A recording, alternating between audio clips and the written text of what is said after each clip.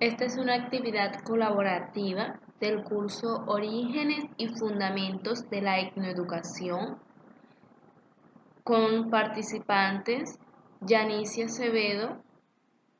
desde Cartagena, Adriana Cabrera desde Cali, Macieli Riasco Murillo desde Buenaventura, Ferney Antonio Candela desde Guacarí. Tutor Edwin Riva, junio del 2019. Para esta presentación tenemos un primer interrogante que pide hablar de lo más significativo que encontramos en el caso Ticoya y qué pensamos de la estrategia que usaron los investigadores para acercarse a la comunidad y sus procesos educativos. Lo más significativo que encontramos en el caso Ticoya es que los investigadores basaron el trabajo educativo principalmente en los planes de vida de la comunidad ticuna,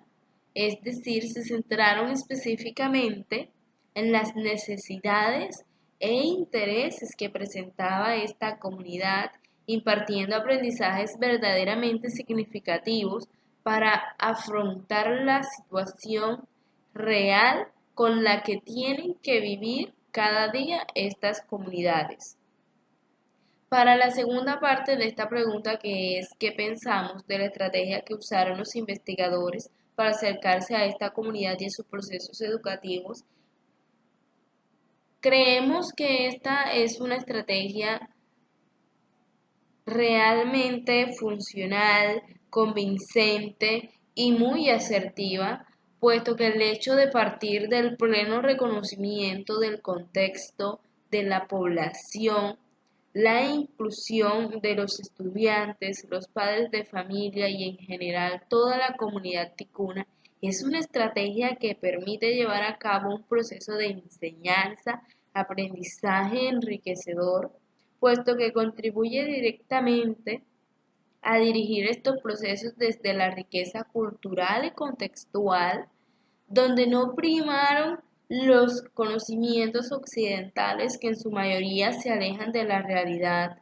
pues en este caso se da prioridad a los conocimientos locales, a los intereses de la comunidad que priman sobre los del educador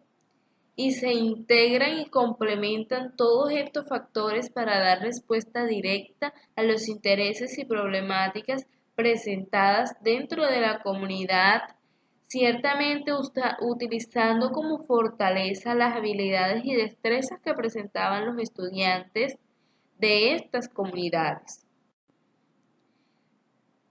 A continuación, se debe realizar un párrafo de reflexión sobre la relación que encontramos entre las lecturas y lo que experimenta la comunidad respecto al tema de la educación.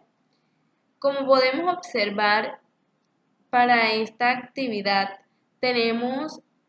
contamos con varias lecturas que podemos apreciar aquí y partiendo de ellas podemos inferir que todas se relacionan en su contenido, puesto que reflejan la realidad en la que están inmersas las poblaciones como las de los grupos indígenas y los afrocolombianos, pues éstas se enfocan directamente a la educación que se lleva a cabo para estas comunidades que en su gran mayoría no abarcan las problemáticas reales de dichas poblaciones, incurriendo de este modo a la vulneración de los derechos y a la pérdida de identidad de las mismas. Asimismo, tenemos que pese a muchos de los esfuerzos que se han hecho desde las políticas inclusivas y el Ministerio de Educación Nacional, y aunque particularmente estas comunidades han partido y han podido experimentar en materia de educación nuevas experiencias desde la implementación de la etnoeducación como una alternativa que permite el acercamiento de los procesos educativos desde la parte cultural, étnica, contextual, social, es decir, desde la cultura propia, respetando los planes de vida de cada comunidad entendiendo que es fundamental orientar la educación desde las problemáticas reales de estos pueblos. La juga es un género musical y género danzario que tiene su origen en los municipios del sur del Valle del Cauca y el norte del departamento del Cauca. Lo que cuenta la historia es que este ritmo musical se viene interpretando desde hace muchísimos años, cuando en aquel entonces los hombres negros que habían sido esclavizados y que fueron traídos a servir en las plantaciones, plantaciones de caña, plantaciones de maíz, de tabaco, de las grandes familias terratenientes que tuvieron a su cargo a estas personas, los esclavos buscaban todo el tiempo el huir, el escapar, como un derecho legítimo, como un derecho a vivir una vida en paz, una vida en donde él fuese respetado como individuo, como ser humano, y que no fuera sometido por la fuerza a hacer labores que no tenía por qué desarrollar. Estos hombres y mujeres habían sido traídos desde África y habían sido traídos en una condición tal en la cual no se les permitió conservar ni siquiera un trapito, nada, absolutamente nada. Toda su vida, toda su historia, toda su tradición fue dejada completamente de lado y se les impuso una lengua, se les impuso una nueva forma de comunicarse, se les impuso una nueva forma de fe incluso, y la única forma en la cual ellos pudieron reaccionar, en la cual ellos pudieron conservar sus tradiciones fue a través de la parte musical, porque incluso la palabra les estaba vedada en aquel entonces. Si un negro era sorprendido leyendo, eso ameritaba muerte inmediata, castigo inmediato, pero extremo, porque no tenían ni siquiera permitido aprender a leer o a escribir. Entonces, a través de la música que ellos interpretaban en instrumentos musicales que asemejaban los que ellos tenían en África, con esa sonoridad construyeron historias contadas, cantadas y danzadas. Y eso es lo que nosotros tenemos hoy como patrimonio de nuestra herencia africana. Eso es la juga. La juga es la fuga, la celebración de un escape, la celebración de una vida en libertad. Eso es lo que nos cuenta ese género musical, y es absolutamente necesario que las nuevas generaciones conozcan estas historias, que sepan quiénes somos, que sepan de dónde venimos. Esta danza tristemente no es muy conocida al interior del país, no es algo que se nos muestre de manera frecuente en ningún medio de comunicación, y eso hace que sea absolutamente necesario que desarrollen nuevas estrategias pedagógicas que permitan que por lo menos nosotros, los que habitamos estas regiones, conozcamos nuestra historia, sepamos quiénes somos y de dónde venimos. Además del relato La fuga, tenemos otro relato que consideramos es importante rescatar desde la labor docente. Este relato tiene como nombre No es la luna, es el sol. Este es un relato que usan los padres campesinos para despertar a sus hijos en la mañana, entendiendo que la luna sale en las noches, la cual se toma para dormir y descansar, y que en cambio el sol indica que es de día, que es donde normalmente cumplimos con las actividades diarias, que deben levantarse temprano para ayudar en la casa, todo lo que sea necesario antes de irse al colegio a recibir las clases.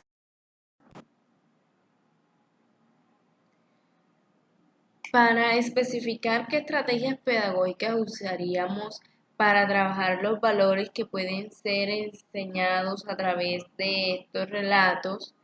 consideramos que la estrategia que usaríamos es el bagaje cultural, debido a que es mucho más fácil trabajar estos valores a través de los oradores, aprovechando el amplio conocimiento que poseen con relación a las historias, mitos, leyendas, prácticas y demás de su comunidad. Después lo llevaríamos a la práctica por medio de la lúdica, en la que los niños y jóvenes y adultos participen, reconozcan, acepten y se apropien de su identidad cultural. Vemos valores aquí que son rescatables dentro de estos relatos, como el respeto, la equidad, la tolerancia, la libertad, el amor, cierto, ciertamente estos son valores rescatables desde el relato de la fuga, y también desde el otro relato que es No es la luna, es el sol. Podemos ver valores como la solidaridad y el ser responsables. Los padres le enseñan a sus hijos desde este relato a ser solidarios con las actividades de la casa, ser responsables también con las actividades de la escuela, pero también responsables con las actividades de la casa. Entonces son valores que vale la pena rescatar, que vale la pena enseñar y que se pueden llevar a la práctica pedagógica y dejar una enseñanza realmente significativa. Para concluir acerca de los aprendizajes que nos dejó las lecturas y los trabajos de esta unidad, podemos decir que los trabajos y las lecturas de esta unidad nos enseñaron a valorar y entender el compromiso que adquirimos como etnoeducadores, permitiéndonos reflexionar acerca de lo mucho que queda por hacer para llevar a cabo una labor que permita generar aprendizajes verdaderamente significativos que contribuyan directamente a solucionar, mejorar, fortalecer, crecer, salvaguardar y proteger los saberes culturales y ancestrales propios de las diferentes comunidades en las que se implemente la etnoeducación como herramienta principal para que los procesos educativos de estas comunidades no se aparten de su bagaje cultural ni reemplacen los conocimientos que ya poseen. También aprendimos que las comunidades denominadas como grupos minoritarios enfrentan una lucha constante en todos los procesos de desarrollo y sostenibilidad de su identidad cultural. Asimismo, hemos aprendido que existen muchos factores que siguen vulnerando los derechos de estas poblaciones, que hace falta formar a los docentes que asumen esta responsabilidad para que desde su labor puedan contribuir a cerrar la brecha de desigualdad que existe entre estas poblaciones y cualquier otro grupo humano. También entendemos que la formación permanente es fundamental para llevar estos procesos educativos. Por último, tenemos las referencias bibliográficas que fueron consultadas para llevar a cabo esta actividad colaborativa.